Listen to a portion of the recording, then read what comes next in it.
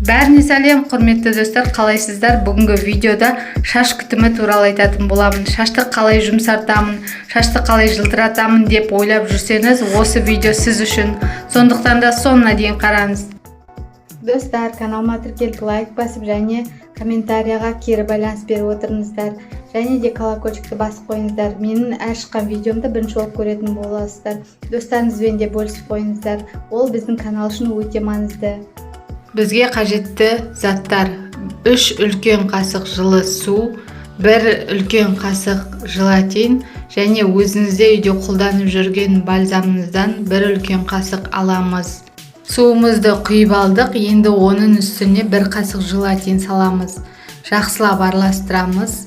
Араластырғаннан кейін кішкене күтеміз, бір-біріне сіңіп араласу керек.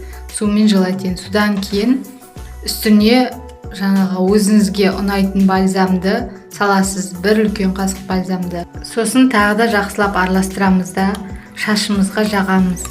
Шашымызға жағып 15-20 минутқа қоямыз. Содан кейін 15 минуттан кейін жуып тастайсыз.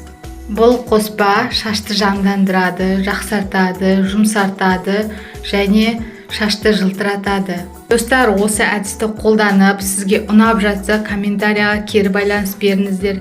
Мен міндетті түрде оқып қарап отырамын. Және де видео ұнаса лайк басып кетіңіздер. Және достарыңызбен поделиться батырмасын басып достарыңызбен бөлісе кетіңіз. Және егер каналыма тіркелмесеңіз, каналыма тіркеліп кетіңіздер. Шаштарыңызға күтім жасауды ұмытпаңыздар, достар. Келесі видеода кездескенше денсаулықтарыңыз мықты болсын, сау болыңыздар.